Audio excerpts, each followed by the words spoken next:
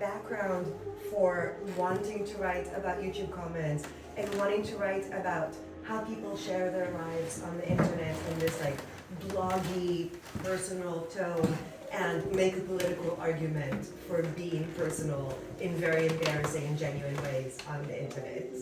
But I'm going to start by reading the essay. It will take about 8 minutes, and then I'm going to chat, and then we're going to chat. So it's called My Favorite Part Was the Whole Thing, YouTube's the comment section, and coming together by misusing digital space. 1, it helps. On a night out, my friend and I are talking about songs that we're embarrassed to love. Teasing each other, we fly through pop music and saccharine sentimentality, hitting a long list of songs that we remembered from our 1990s childhood. He pulls out his phone and plays Along December by the Counting Crows. Just writing this, I can already hear the melody begin in my mind, the tragic tune of the piano intro. It's kind of mortifying to love, which makes me suspect I may be embellishing and I was the one to bring this song up. But then, I'm not alone. The first comment under the video by a user called Josh Nelson reads, edited. This may sound weird, but I often come to these songs and read the comments, so I don't feel so alone in my nostalgia. It helps. Long live the 90s. Cheers to everyone from Australia. We notice it and laugh. Sitting outside the pub, my friend and I scroll down his phone, reading all the comments to Along December out loud to each other. We're laughing, but not exactly because it's funny. We're laughing with empathy and maybe a bit of humility because it feels like being confronted by the humanity of other people in a way so direct and spontaneous that it feels a bit too personal while also being totally public. My favorite one was and remains. Watching this in December 2016, my mom once said, "You'll wake up one day and 20 years will have gone by." I now understand, Mom. I understand. This was not the first time I read YouTube comments, but it was the first time I really noticed how piercingly sentimental, personal, and real they can be. And then I saw it everywhere. People just want to tell their story. Any space would do. 1.5. We all die.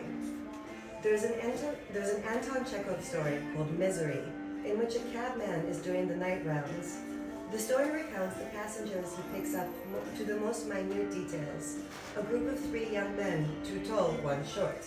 An officer who treats the cabman harshly. To each of them, the cabman tries to tell his story. My son passed away last week. And they don't listen. One passenger, a hunchback the driver picks up late in the evening, says, "We all die." Hi.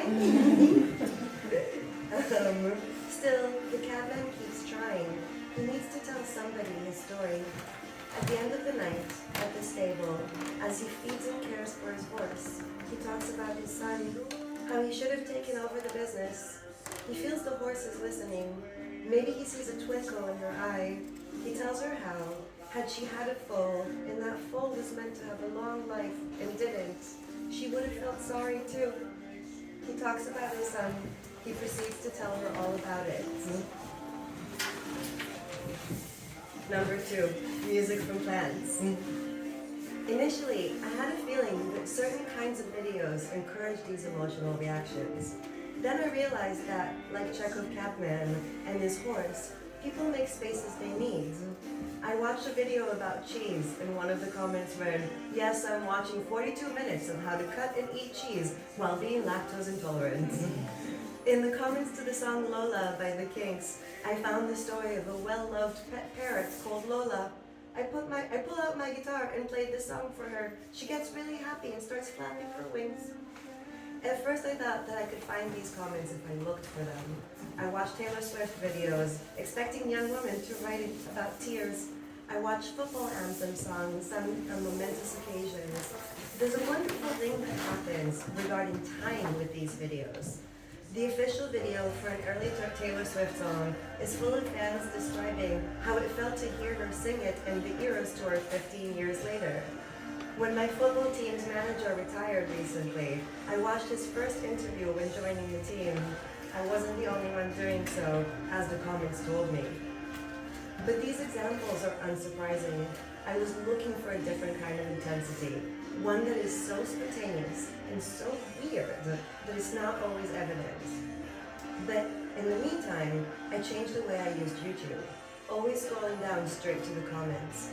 I classified them and how they differed across different kinds of videos. The sports, amazing scenes. The music, for some reason especially stuff from the 90s. The celebrity content, I still love you. The cooking videos. I just found out about this woman's existence and her pasta dish, and I love her, and I'm sure that she would cure my anxiety and uncertainty if I were to spend time with her. I actually have to tell you right now that I recently watched a cooking video, and then the woman who does the cooking show said that she met her husband because he was watching her cooking videos, and he wanted her to cook for him, and now they are married. But there was no comment about this. But what's the point of trying to categorize things when some of my favorite examples of comments are in response to Matt Gorson's Mother's Earth Plantasia, which is officially categorized as music for plants. The comments, this made me buy a plant to listen with. I grew a new leaf listening to this. This makes me smile and dance. Am I a plant? P.S. to the user Karm, who just wrote, this is one of the most wholesome comment section I've ever seen. Everyone's just vibing and talking about how much they love plants. Perfection. You didn't have to say this. We all already knew. For years, I kept a list of links of YouTube videos whose comments I loved. That list is in the book now. The ones that are real and raw, spontaneous and emotional. They're an I'm just gonna leave it here kind of impulse. Their contemporary incarceration of Chekhov's cabmen. I let the language exist in this richness of emotion. I enjoy reading them, imagining them, identifying with them. I read them when I'm in a bad mood to feel better or less alone. And they are not necessarily anonymous. YouTube, a Google product, by default shows registered users' real names and details linked to their Gmail account. And so I can see the last name of John, who replied to the video about 3 summer salads with a long paragraph about his favorite desserts. The full name policy feels a bit incongruous with the unprompted emotions that I described. It's part of a larger attempt to introduce accountability online. The use of real names is touted as a way to improve online behavior, but it may also increase harassment and marginalization of users based on their names, and increase censorship and government tracking of internet use. YouTube, already the subject of much critique. See, for example, Kevin Roos's article, The Making of a YouTube Radical, that was published in the New York Times a few years ago, in which he explores how YouTube's Discover algorithm feeds young white men content that brainwashes them to far-right causes. It's constantly fidgeting with the comment feature, which keeps users engaged, but it's hard, almost impossible, to contain or monitor. Incongruities aside, another reason to love the comment section is how it still feels quite wild, like a leftover from an internet past. Many websites include a comment section, a feature of the web which at times could feel totally meaningless. It's clear that web pages thought that comments would do, it's clear what web pages thought the comments would do in the optimistic days of Web 2.0. They were intended to be a deposit for shared knowledge and resources, and also a place where users could provide direct content that the corporation does not have to generate itself. The comments are a remnant of this idea of the possibility and usefulness of public free writing, which never really took off. Comments, especially anonymous ones, ended up either becoming toxic, and as a result, many news sites have introduced comment moderation or closed the option to comments on specific articles, or really mundane. Reviews websites like TripAdvisor sometimes end up containing the most humdrum accounts of human life. Came here with the wife to celebrate our 17th anniversary, followed by a detailed discussion of breadsticks. But at least they have a veneer of usefulness, since readers are looking for reviews for recommendations. On YouTube, the comments serve zero real purpose. There isn't any information in them that has more authority than the About tab under the video. A YouTube account can be linked to a user's Gmail account, but few people seem to do that, and most of the usernames remain anonymous. The question of whether one's real name on the internet whether to use one's real name on the internet is as old as Usenet, and anonymous or real name platforms have always existed concurrently, that is, until Facebook, which has always insisted that people use their real names on the platform. Of course, corporations like Facebook have so much to gain from knowing users' real names, because the more information the company has on a user, the more valuable that user's data is to them. Furthermore, it is frequently suggested that the use of real names could help moderate user behavior, because it can lead to an uptick in harassment or marginalization of, for instance, users with gender-specific names. It also opens the door to increased censorship and government crackdowns on internet use. Anonymous users, you would think, would seem more distant than social media users, who often use their real names and have real-world connections to the people they follow and are followed by. And yet, one of the most common tropes of these comments on YouTube is how often they begin with a user saying when and why they're watching this video, listening to this in lockdown. Who else is here after the win against Barcelona, watching this in summer 2022? YouTube is not a social network. It's not a place that one would expect to be personal, but users insist. They're watching this particular video after going to a concert, or because of a big natural event, or in the midst of a sports season. It's their life, and they want to share it. Perhaps they're also used to doing so. Who else is here after the Super Bowl is a form of coming together. Number 3, I couldn't sleep before I found your page. I said useful. I'm not sure that anyone would qualify empathy or a feeling of closeness as exactly useful, but the internet has an uncanny relationship with loneliness anyway. In the comments to a video titled, "Oldies music playing in another room and it's raining, no thunder, 3 hours ASMR version 28, a lot of users are thanking the creator. They talk about wanting to be children again, about missing home or missing grandparents. They talk about loss. I've been down in the dumps for the past few days. My great-grandpa just passed this Wednesday. He was pretty much my father figure. Never really had a real father in my life, so he stepped up. This upload really helped. Thank you. Edit. By the way, I have to let everyone know that he made it to 95. The 2nd of February 2026 until the 5th of May 2021. Why share these heightened emotions online? Sometimes it's because we want to be sad. We want to scratch that itch. And like Chekhov's sorrowful catman, know that other people recognize our pain.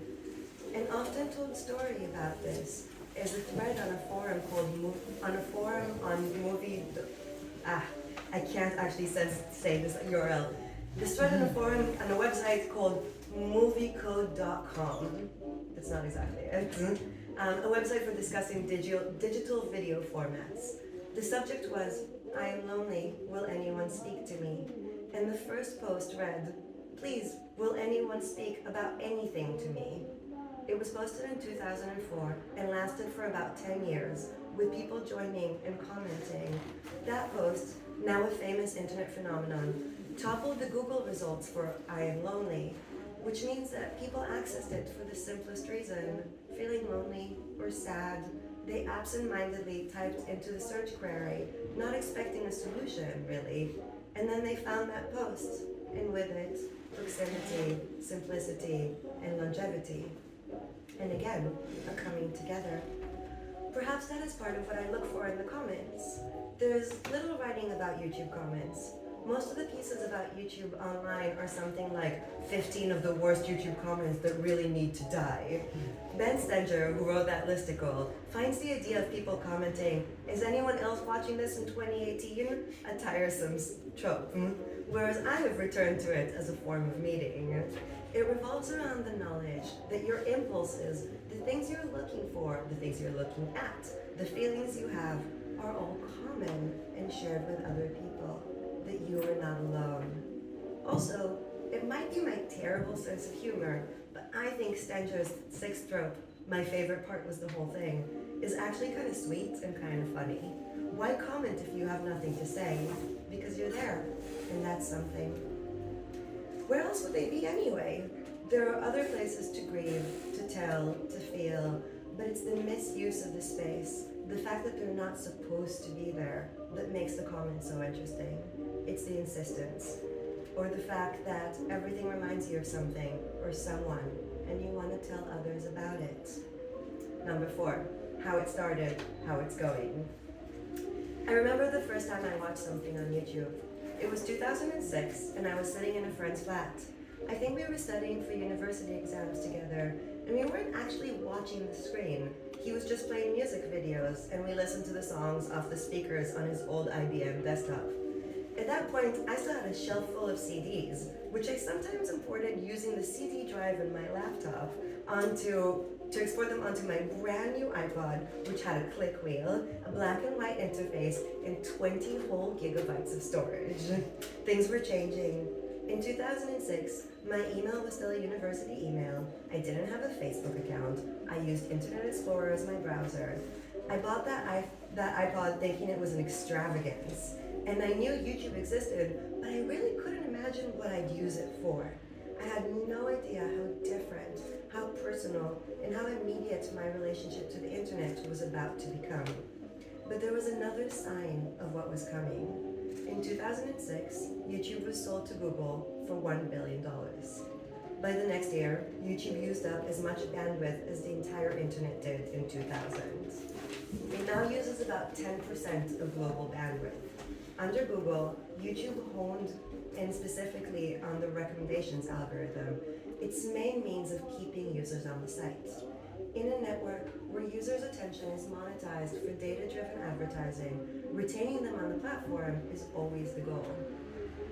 This has created the internet as we know it today, with its tendencies toward disinformation and radicalization, an algorithm that is being constantly tweaked to enhance engagement, ultimately serving increasingly niche videos on track to brainwash. Kevin Bruce's account on YouTube Radicals is a key example of what could happen if you just keep playing the up next and it serves up what it thinks of you. The men he researches are young, usually white, quite tech savvy, often interested in video games, and they do not explicitly seek far-right political content, but it ends up exposing them to extreme views. To be honest, the same thing happens to me, where like my recommendations on YouTube move so quickly from like tofu to nutrition to 14-year-old girls telling you how to live off 1 yogurt a day. It's really disturbing, and you see it happen all the time, and you know that the next thing that would happen is a yogurt advertisement. For advertising purposes, the internet is tailored to its users. There is a reason why you see what you see. One of the responses to the widespread critique of the way extreme political and violent content is served up to users on different digital platforms has been the introduction of moderation, suspending accounts and minimizing users' freedom to engage based on community guidelines dictated from above. It's a form of control that feels more like a futile attempt to control a flood with a sink plug. It's easy to mock, it's easy to subvert. When I describe these YouTube comments as misusing the platform, it's on a scale that benefits moments of surprise and spontaneity because those are the things we love. It doesn't fully amount to a structural critique of the network, but still, it's a sign that in this corporate landscape, where users are the product, they still make space for what they need, and that there's liberty in that. Number 5, last one. So little to love about the internet. Every time someone writes something about digital culture, there should be an acknowledgement of the environmental toll of the internet. Anything that needs to load requires bandwidth, and bandwidth is energy, but video is clearly a heavier medium. Your internet habits are not as clean as you think, writes Sarah Griffith for the BBC's Smart Guide to Climate Change. She calls every act online a small cost. An email is a small cost, a single Google search another small cost. Watching videos on YouTube is a few grams of carbon dioxide more than answering an email, loading a comment a few grams more. I'm writing about my love of comments, partly as a way of making an argument to pay attention to them. I argue that, at least, at the small cost, which of course adds up, of my internet usage, what I get on the other end is love. Even if it is on a platform that belongs to Google, while it may seem like there's nothing to love. One of the things I learned from loving YouTube comments is that it's worthwhile to insist on finding something good and interesting and surprising in the world, even if I find the world flawed and these spaces really disappointing, and even if I find them on Google platforms. No algorithm will serve these kinds of comments to me. Seeing them and collecting them is an act of paying attention to other people, seeing their raw emotions, their spontaneity, and the genuineness of the impulse to share something. I love these comments because they're a way of misusing technology, of claiming and making public space where you wouldn't expect to find it. That's why when I skim through the comments for Taylor Swift videos, I never see those kinds of comments. Like emotions, they can appear when you least expect them. I now read through the comment sections of most of the videos I watch, sometimes taking screenshots, and other times telling people about it. Again, I'm just like Chekhov's pet cabman. And often I go back and I watch Along December. I go there because the combination of the tearful song and the comments stir a very real emotion in me. People lose people and people need to talk about it. And maybe this year will be better than the last. This song makes me homesick for a place that doesn't exist, writes one commentator. And I know I go back to the Counting Crows because it makes me feel so much. But these comments are, for me, also a sign of hopefulness.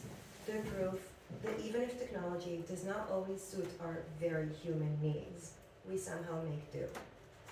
Okay, so that's the essay. I actually have not reread it on the plane on the way here the way I thought I would, and I just kind of was like, oh my god, I can't believe I'm quoting the Counting Crows after admitting that I might have been the person to introduce that video in my conversation with my buddy Luke at the pub. But I kind of wanted to, as I was thinking about it, and I was thinking about doing this presentation today, I thought about specifically that feeling that I thought that only a certain kind of videos would have this kind of comments, and that I kept looking for it, which is why I kept talking about Taylor Swift. I completely and totally thought that there'll be a bunch of 22-year-old blonde girls who are just I remember being 12, but they really aren't. And it's one of those fascinating things, this is the saddest Taylor Swift song I could think about. And most of what these women are talking about is not their own feelings. It's watching another person. So all of the comments are just look at her at 22, look at her at 31, we're so proud of her. And so I tried the newest video because I was oh, maybe there's new people on the thing. And one of the comments, the song says I cry a lot, but I am so productive, it's an art. And the comment is just this is art. And I was no, this is not what I'm looking for, people. I'm looking for you to be emotional. And I realized that I can't really force it. I actually can't have this in the background. For the record, I really like Taylor Swift, but I can listen to the boom. I can listen to the Counting Crows while I speak, but Taylor is too confusing. But the thing is that I kept looking for them, and I thought about why I do this. This isn't some cute, I mean it is a cute project that I've wanted to do forever, thanks so much for the book. But I realized that this research is almost everything that I write about in a way. I met you guys because I wrote a piece for a different book that Annalisa had edited back in 2017 about loneliness online and digital loneliness. And that one was about different ways in which we come together online. And I just pitched a story about email, and when I started thinking about it, I was just oh, I want to write about one of my university professors who told me that no one has figured out a way of emailing professionally, and how 20 years later I'm just oh yes we have. But I also wanted to write about You've Got Mail, and that Nora Ephron movie that uses a shop around the corner, but instead of letters it becomes emails. And then I realized that the reason I want to do this is that I want to write about communication, and that the real subject is humanity and human beings. And that the internet feels when I say that I write about digital culture, people think that I'm really technical, or that all I care about is bandwidth, which I do care about bandwidth and what we do with it because Netflix. But what I really, really want is to find these moments of humanity and connection between people, And I think that like exposing vulnerability is something that happened on the internet since the early days too. Like early blogs, like early internet voice was either like super confessional, like on Blogger, or it was super cynical on BuzzFeed. And there was nothing in between. And between super confessional and super cynical, I want to go with confessional. I want to go with that like raw humanity. And like I used to jokingly say that like this like leakage of humanity was my aesthetic. But now I know that it's a politics, and I think that it really matters. I've been writing about technology like most of my life now. I have this really millennial perspective where I'm just like, I've seen it change, this is why I write about this. But the thing about living through these changes is that I've also lived through like shit politics for my entire life. And now I want to like argue more for that perspective through it. And I now think that being earnest is really important. Like I see it everywhere online right now, possibly because I'm looking for it on comments and things like that. And so like, even knowing how problematic the internet is, even knowing the environmental toll of like me just like watching Taylor Swift over and over again, the growing corporate structure of it, the fact that like it's all like, you know, funded by data mining, I just kind of want to insist that like if I'm online all the time, I might as well be a person on it. And so I still dwell on like inspirational quotes on Instagram and sea shanties that are trending on TikTok and YouTube comments that are like this raw space of oversharing. And so like the question became to me like, why be personal? And so basically like I've been reading a lot about this, about like why be personal, about what the difference is between being confessional and kind of like using one's experience in order to generate political space. I teach a class about this at the university I teach in London, and I used to teach them this text by Zadie Smith.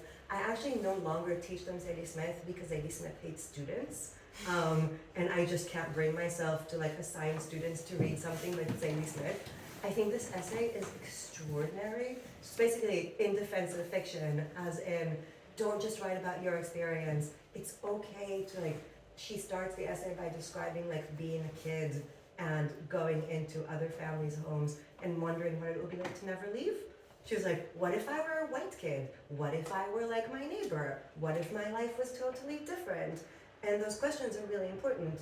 And those questions are also important when you think about the push toward using the personal in order to kind of like qualify what you get to talk about. And so you only get to talk about the experience that you have. I can only talk about women's experience. I can only talk about like my really privileged migration. I don't have anything in common with other immigrants. And I'm like, of course I have everything in common with other immigrants. I teach other people how to apply for visas all the time. And so like that question of like whether fiction can help, it's like, it's so interesting. It's like the argument that she makes, right? It's like embarrassed by the novel and its mortifying habit of putting words into the mouths of others. Many have moved away swiftly to what they perceive to be safer ground, namely the supposedly unquestionable authenticity of personal experience. The old and never especially helpful adage, write what you know, has morphed into something more like a threat, stay in your lane. In this context, I really wonder about that, like stay in your lane, because to me, the concerns of being personal and writing personally are very, very real. And so I ask constantly, like, why be personal? And the answer that I have is that it's a way to develop language around your practice with other people and with other people in mind.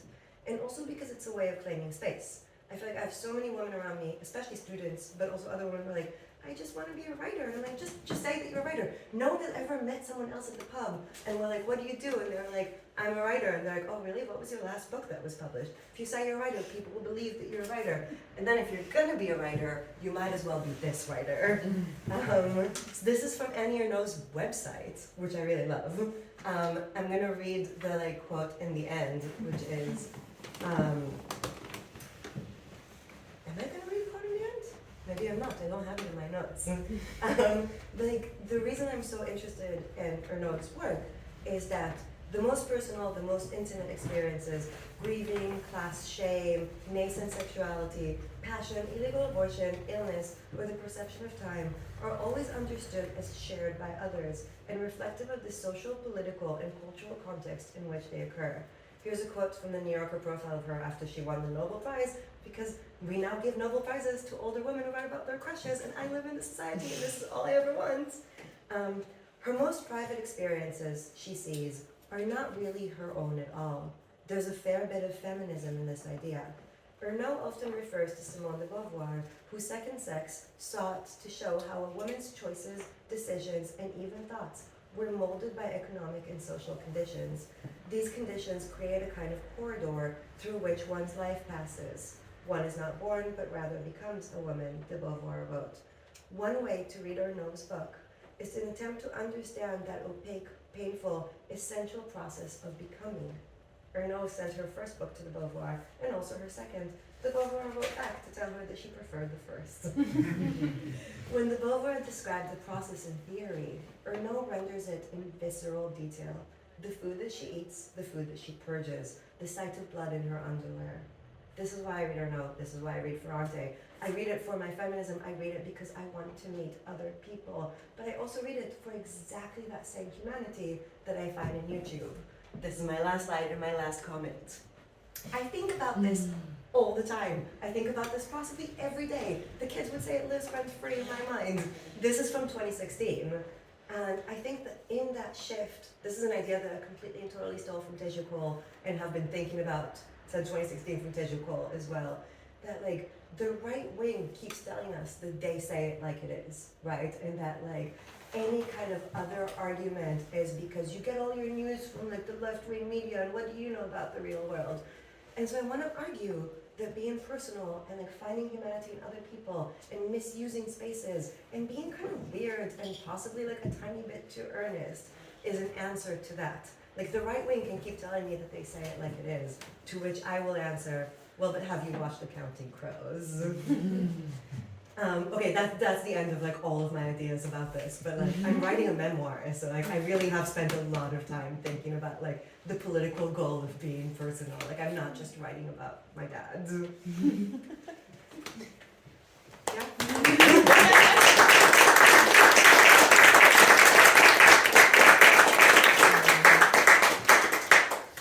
Should I go back to playing the oldies from another room while we have a conversation? Yeah, that sounds good.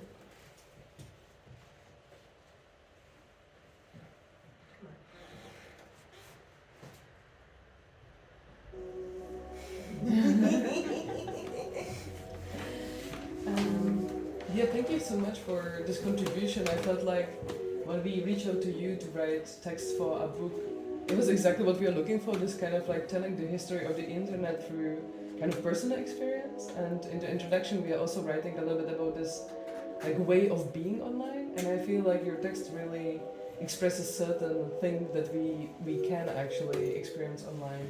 And it is a kind of interesting juxtaposition because the next article is by Gert Lovink, and he of course is critiquing a lot of the structural problems of social media, and it's very doom, it's very grim, and it has its position, and I really like that somehow you're trying to shift the focus and really look into the few spaces that are there that are worth to be online. So thank you very much for this, because that like really also justify my work, because I still like, I kind of like being online and I hate it at the same time, and it's like always this in between.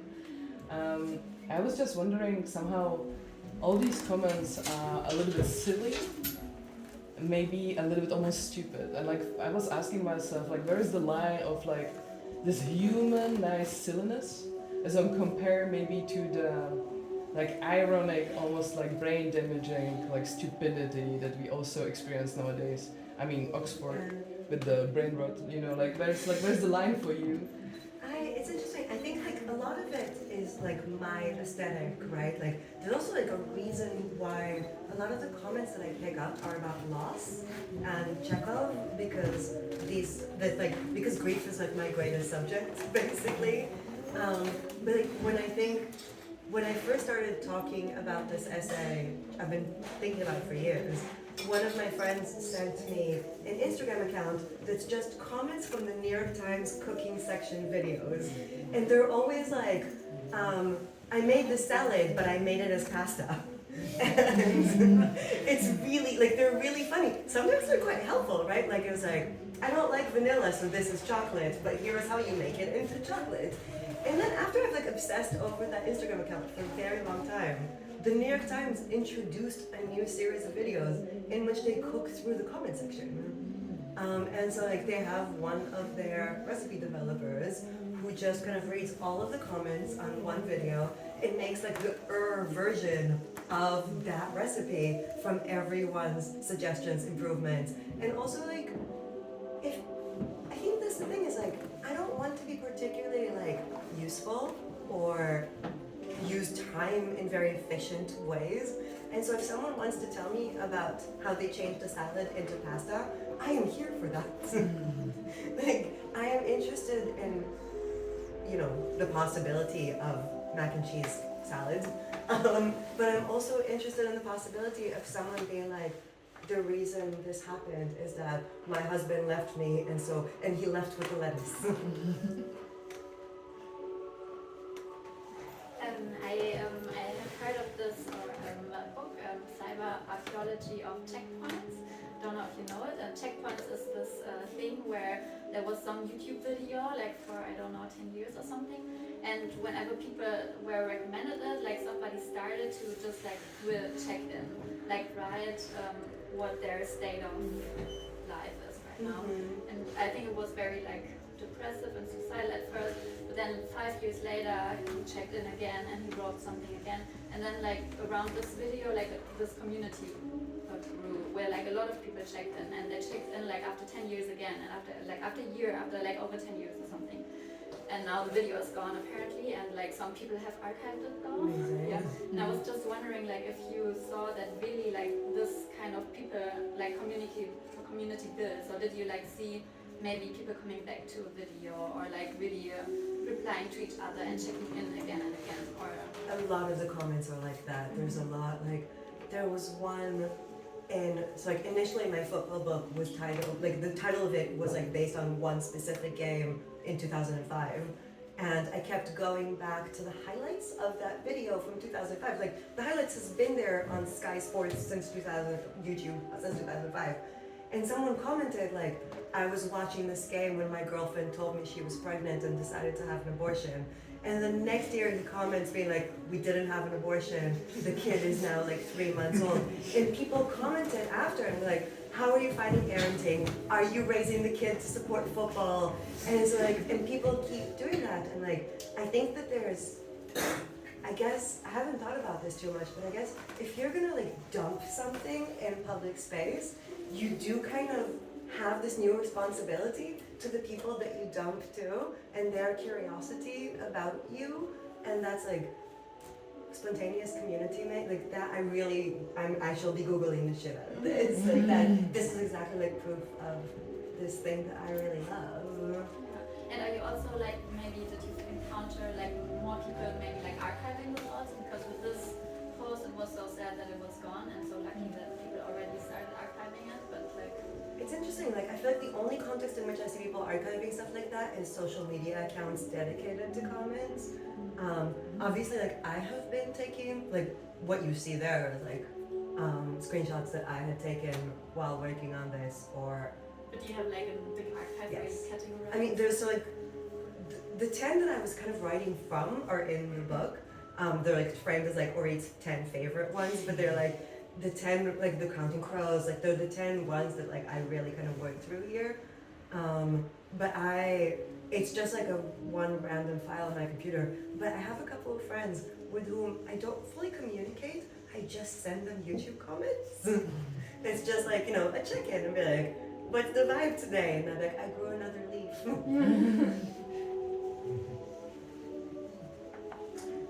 So I really like the absence of cynicism and all that you talked about. And I was hoping for that a little bit for today, because it bothers me a lot often when people talk about things like this.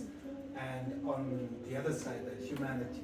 And when I think about this for myself, I have this experience where when I write a comment on something, it transforms this experience of watching the content from just consuming it into going into dialogue, because someone might reply. And that is for me like mostly the magic of commenting. And I was wondering if you really had maybe a different experience in that, because it seemed a little bit to me like for you it was most meaningful to get this glimpse into another person's life, more than actually going into the dialogue or like interacting with them. I am such a lurker. Like, I am not like what you're describing is participation, right? Like I am not a participant for probably like many reasons that have to do with being a woman and having a really foreign, really weird name. And so I feel like quite often, you know, if you get into like an altercation in the street with someone and I respond, the first thing that people say to me is like, where are you from anyway? And so like, I don't leave comments, I don't participate in public space often because I feel like I'm not supposed to be in public space. Part of writing personally and insisting on taking space and like, you know, like doing public events is trying to like get over that. But on the internet, like the internet is fucking scary. There's this writer, Amanda Hess, who is like an American kind of like digital culture writer. She used to be the digital culture reporter for like Vice, I think. But she wrote a lot about the experience of being a woman on the internet in the early days of the internet. And she now has a book coming out very soon about the experience of being a mother on the internet and like the nasty comments that you get about like any kind of comments or any kind of like share about being a mother. And that I like not being a mother, but like kind of like being a mother is that like perfect example of like we love women, we hate women, we want to control women. I think Amanda Hess is like my guiding light toward like how to think about the bad repercussions of participating. But I also like I don't want to be scared, and but like I don't participate. But maybe I should, but I don't. But also like the lurking is because that's my personality. Like I'm not a critic. I just watch other people's work. What do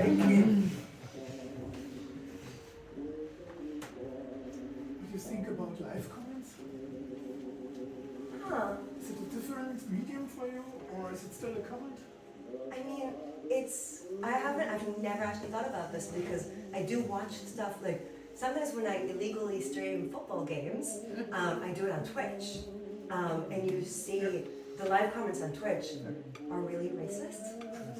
And it's quite upsetting because I really like these guys, or girls. And I see people commenting being like, of course he missed it, that, you know, insert racial slur or, and so like, there's something about the quickness of them where I feel like I'm being like bombarded with violence. It's very specific. I watched a lot of live comments on other games, and there was nothing misogynic or there was nothing bad. Yeah. And it was sometimes the opposite, that they have these kind of moments where they celebrate these waves, you know, where then everyone is posting, and there's also a moment you can't read it anymore because it's so fast.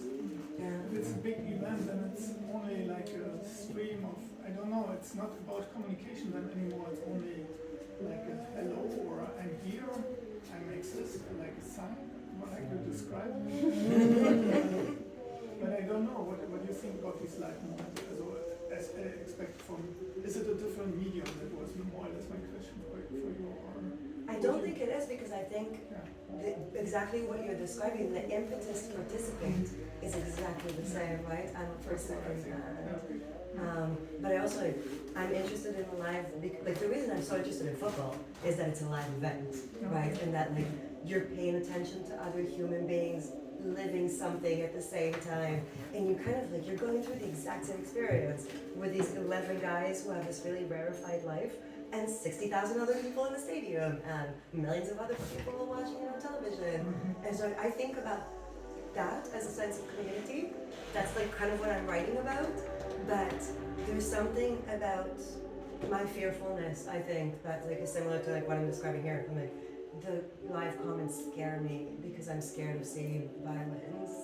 And like the internet just enables that. Sometimes I just want to stick to like the good sides that I see. Like I basically just want to highlight the good side. maybe you should watch Cooking Streets. on Twitch. Oh yeah. I'm all here for like someone making a sandwich for 25 minutes and other people being like, have you tried it with camembert? I was wondering, I think at some point in your book, but maybe in your essay, but maybe correct me because I don't quite remember. It's you write something about the comment section as being like something kind of abandoned by the people who implemented it. And it was interesting because the week before last, we had this performance by Olialina, and she said something about GeoCities, that the guest book there was like completely banned and didn't work in the right way. But then I feel like the community really gathers in the comments, and particularly like Lucy said now too, with like the streaming, the comments are like a main, I think one of the main actors. Like this where I think a lot of people come because they have friends there and stuff. So I'm wondering like how your observation comes, where it comes from, that it's like this. Oh, I think it's just that like it's been kind of abandoned because for people to congregate and make communities ain't what Google wants. Right? Like Google doesn't make any money, it doesn't gather new data on you when you're like, I'm watching this in 2022. I think that initially they thought that like YouTube would be this thing where people like do like citizen journalism and the comments would be like, watching this from Damascus, let me tell you about the situation on the ground. And that is not what YouTube is at all. But to me, misusing it is exactly what I want. But like you can see that it looks like that, and it's like show less and scroll down, and like it doesn't look like something that had Google wanted you to stay on the comments, they wouldn't look like that. But then on the other side, I feel like YouTube has been constantly trying to reduce the comment section. You know, like if you look in the phone version, it's just now a really small line, and you like really need to go in there to see it. So I feel like on one hand, there's still like channels and communities that live from the like loop, between like what is happening in the comment section and what is happening in the show itself. But I feel like in general, somehow this has been suppressed kind of into this like just streaming into you and then reducing the It's the marginalia of the internet. That's kind of what makes it magical, like writing in your book.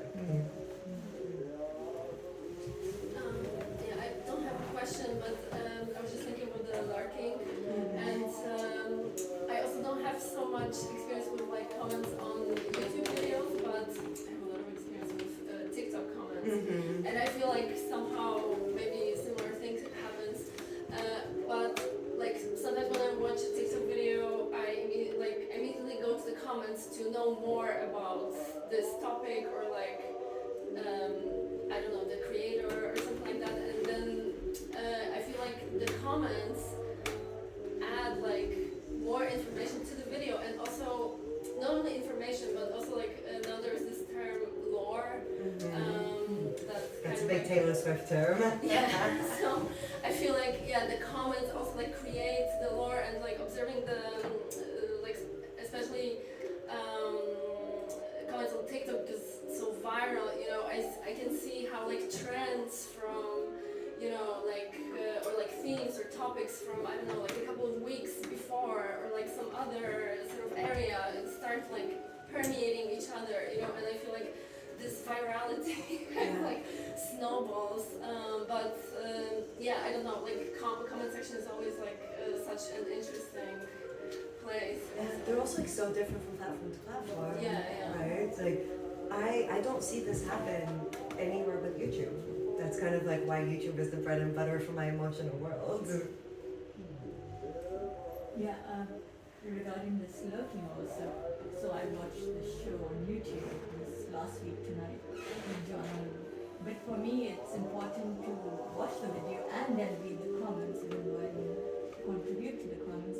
Just to like, it's kind of like having a coffee chat with someone without contributing to it, but listen to what their opinion was on it. But I also think about commenting is, I feel like everything that you create online is being used as a training data for AI, and that is kind of, I feel, a bit of a negative, like what I will put, somebody's going to use it, for something else, and I'm not comfortable with that Yeah. part, and that is, you can't stop that. I mean, it's that endless question, right? Of like, what is the price of participating? But like, I also like specifically like commenting on John Oliver videos. I would totally and fully argue that this is like a sign of political anxiety, right? You can't not participate because you're politically anxious, and he talks about the things that make you anxious, and thus it puts you in like a specific emotional register. So you participate to not be alone in it. I like the logic of it is so kind of like one-to-one to me, and also like I presume that that would be a very rich terrain for discourse and thus for AI, but also like here's another thing about misusing spaces, right? Like anything that trolls the internet for data and mines it needs to have a sense of humanity in order to understand like why people say my favorite part was the whole thing. And I don't think that you can teach. Like the examples of it are so bizarre, and they require humor. And I don't think I think that like an AI will just completely ignore comments that repeat. I'm not an expert on it, but I see a lot of writers who are really, like the like Society of Authors in the UK sends emails like once a month about like the state of our writing and AI being trained on our writing. And a part of me is just like, have you seen my writing? Like, no AI will ever think this is useful.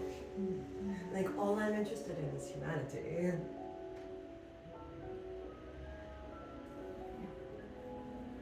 But there is a thing about that humans are, they give birth to AI. So Yeah. we are in the sex organs of AI. So it's like kind of also inevitable. Yeah, it will. It is humanity in the end. Oh, it will replicate all the worst things, like bias, etc. But I also like, I'm just kind of like, what I'm saying is like, I can't find an interest in it. Has your algorithm changed since you started to look for humanity on YouTube? I feel like many times I'm trying to take control over the algorithm, and I'm like really trying to use the tools, asking me, did you like this video? I was like, nope, I don't want to see any of this. I try to tweak it in the like settings to not allow any recommended videos, but then you end up in your own just like few channels that you follow, so I'm like always trying to mix and match. I'm telling you that this is how I got the yogurt content. Was when I tried to like clear cookies and like really kind of like start afresh. And I so quickly ended up in like anorexia YouTube 14-year-olds.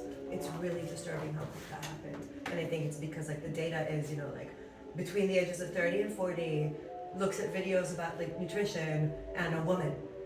That's like all the data that it would have on me basically. And that was like so disturbing that like a part of me is just like, I think that I really remember when I first had a Gmail account, and I was so conscious of kind of the language analysis in emails. Remember that we were worried about that initially? I need to remember this for my email essay.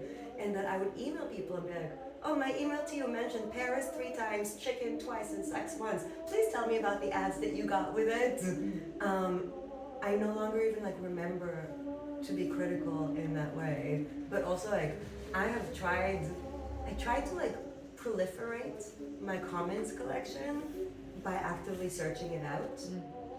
It's really like, you'd be surprised by like how few of these comments exist to like Nirvana music. You would think that Nirvana would be perfect, and that everyone would be like, I was a 12-year-old boy once, but none. How often in your search do you use the most recent sorting to find For the comments, Yeah. I keep like I like do deep scrolling basically, so like I don't necessarily want the most recent, right? Like because I'm looking for the weirdest. So like I don't really. I guess sometimes I do it most recent just to organize it and to know how far I've gotten, but like it's not time that I'm interested in unless I'm like going to like a Liverpool video after they have a win, and I'm just like I want to be with the other people who just watch my football team Yeah, win. okay. I think I have like a different perception of the most recent sorting because I imagine that you could find gems in there precisely because it's not sorted by what's most popular. For me, it's not about like how recent is the comment, but like more like how random is the comment. It's interesting because but these become popular too. Like a lot, like that's the thing, like a lot of people react to that emotional tenor. So like the not popular ones end up quite often just being like, I like this. The ones like, these are also like, they're weirdly well written. You know?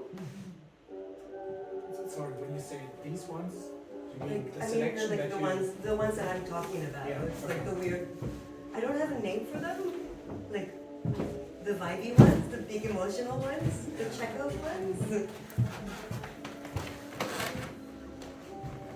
It's not a comment or a question, maybe a recommendation. I don't know if you know the website for Grantica by any chance.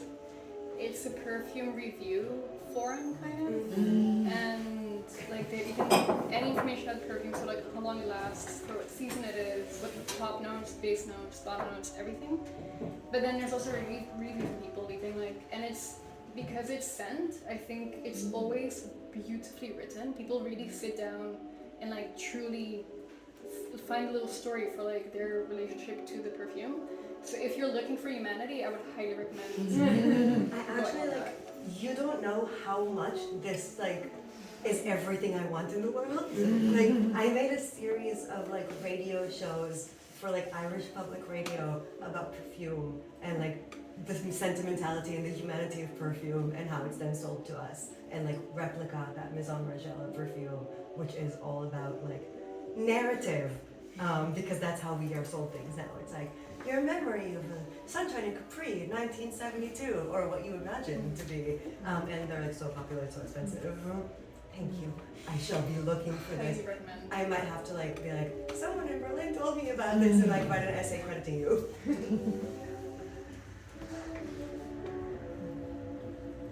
I thought it was really interesting that you said you're a deep scroller. I think that's what you said, because I think that's what makes the difference. A lot of people don't, and then they don't see this. I was thinking earlier about an experience of mine, and I hesitated to share it here, which is that the most humanity that I found in comments was on Reddit. But there's so much trash that you have to get through before That's you some get to deep that. scrolling you got there. So that it takes something to get to that. It's not handed to you on a platter. Yeah, I mean, sometimes it like, I think that the count, like the Long December one, all the top ones are Chekhov comments. Like it's really, it is an emotional place. The most emotional, one of the most emotional places I can think of on the internet. But like, yeah, on Reddit, like when I think about like the Reddits, like I don't follow it, but like when so, you know, like my bio was like, is a British writer because I've like studied immigration so hard. I just got permanent residence in the UK, but it was so hard to learn how to do that shit on my own without a lawyer, and then how to teach everyone I know how to do that so I can populate that country with immigrants. But I learned so much of it on Reddit. And there were so many people who kind of like had this like mutual accountability, because they were like, here's the problem with my visa, and someone else went, I had the same problem with my visa. And then like 6 months later, and obviously like, it doesn't ping you when someone commented 6 months later, people check back in on those personal threads about their immigration history. So like there is, like what you were asking before about like, do you come back to them? Like there's a sense of like a history to them that's really profound on Reddit, and people like stay. But that also freaks me out because I don't want to go back to like, basically I don't even want to think about my visa journey anymore because now I'm British.